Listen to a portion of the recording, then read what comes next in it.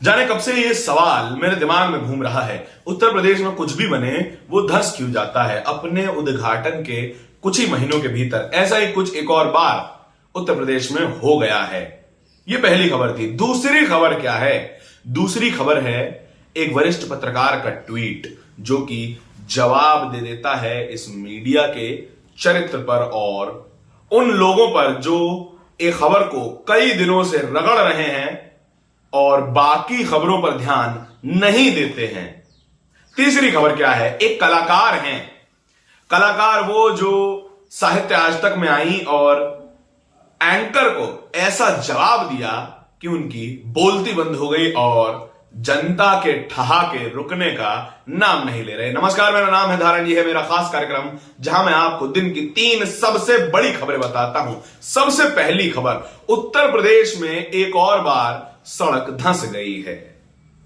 उत्तर प्रदेश की यह रिवायत हो गई है, जो कुछ बने वो धंस जाता है।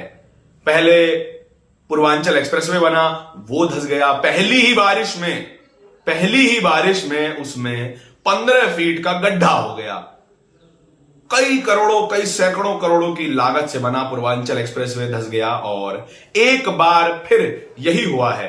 कौशांबी, सिराथू कौशांबी में गंगा नदी पे बना पुल वो भी धंसने लगा है।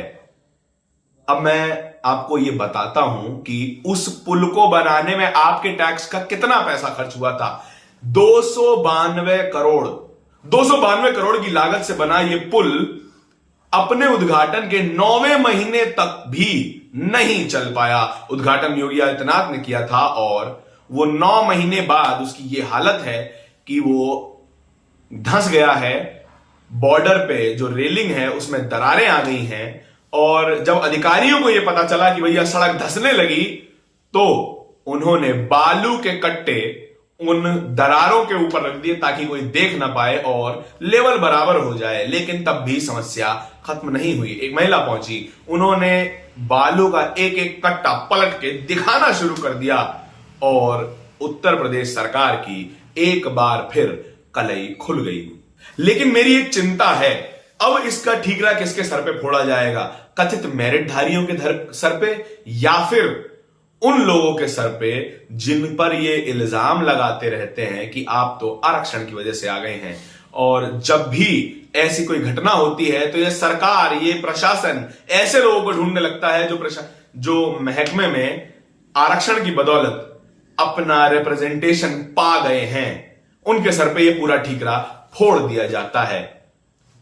पहले पूर्वांचल एक्सप्रेस में धंस गया और अब ये 300 करोड़ की लागत, लगभग 300 करोड़, 292 करोड़ है, लगभग 300 करोड़ की लागत से बना ये पुल धंसने लगा है। क्या ये पूरी सरकार इतना टैक्स का पैसा खर्च करने के बाद भी एक पुल ढंग से नहीं बनवा सकती? आपसे सामाजिक शांति की तो उम्मीद हमें है नहीं, आपसे सामाजिक समरसता की भी उम्मीद नहीं है, लेकिन आप क्या एक ढंग का पुल तक नहीं बनवा सकते? क्या इसमें भ्रष्टाचार नहीं नजर आता? 9 महीने के अंदर जो पुल 292 करोड़ की लागत से बना वो धंस कैसे गया?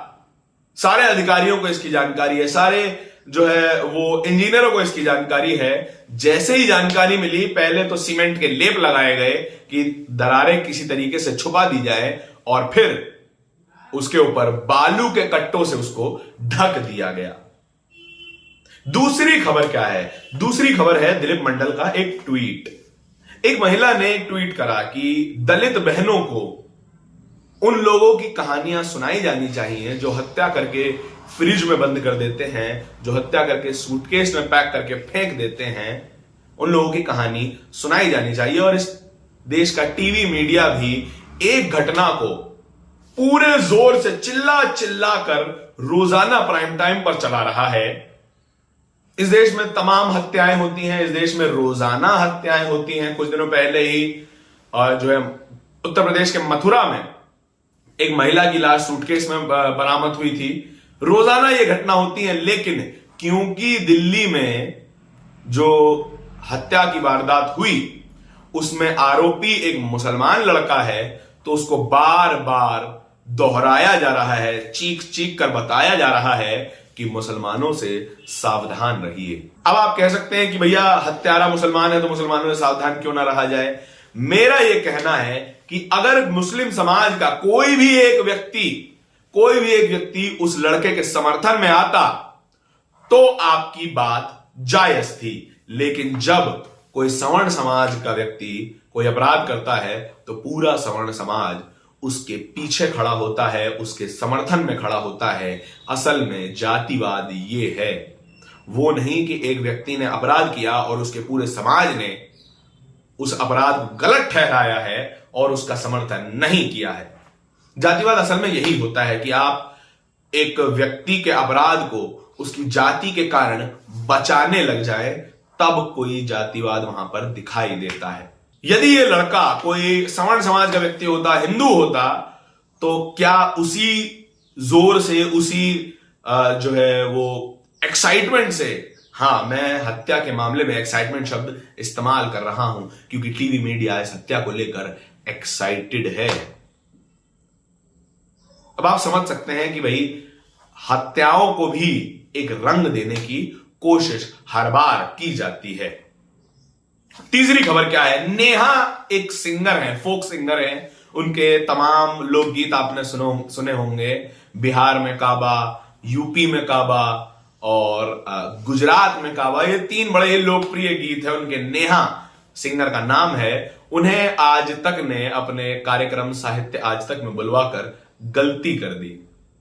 गलती क्यों की यह आपको बताता हूं कि अंजना ओम कश्यप उनके सामने बैठी थी और उन्होंने कोई सवाल किया होगा और जवाब में नेहा ने ऐसी बात कही कि सारे जो श्रोता थे वो अपने ठहाके नहीं रोक पाए, तालियां नहीं रोक पाए। उन्होंने जवाब दिया कि 2 तरह के कवि होते हैं, एक सरकारी कवि और दूसरा लोक कवि। सरकारी कवि सरकारों की तारीफ करता है, सरकारों के गुणगान करता है, कसीदे पढ़ता है, और लोक कवि लोगों की बात करता है, सरकार पर लोगों के सवालों की बात करता है और जनता के मुद्दों की बात करता है। उन्होंने बिहार तक को नहीं छोड़ा, उन्होंने उत्तर प्रदेश को नहीं छोड़ा, उन्होंने गुजरात को नहीं छोड़ा और वहां पर मौजूद सभी कमियों को गिनवा दिया। और 2 तरह के कवि हैं, सरकारी कवि और लोक कवि। तंज किसकी तरफ था, अंजना ओम कश्यप समझ गई और सकपका कर बोली, मैं इसका जवाब देना चाहती हूं।